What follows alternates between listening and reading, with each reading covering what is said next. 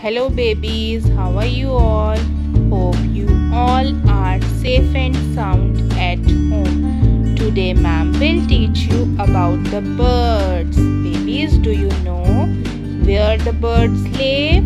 They live in their nest. They eat pulses, grains, worms, and they eat insects. Ma'am will show you some birds.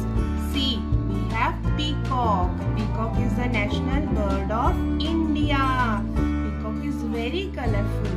Peacock has colorful wings. Next, we have sparrows. Sparrows are very little bird. It is brown in the color. Next, we have owl. Owl can't see in the daytime. Owl can see only at the night.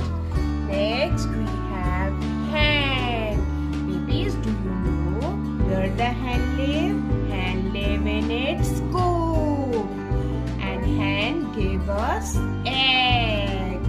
Next, we have parrot.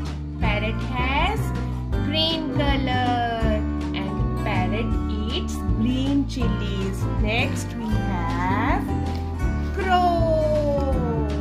See, what is the color of crow? Crow has black color. Bye bye. Have a nice day.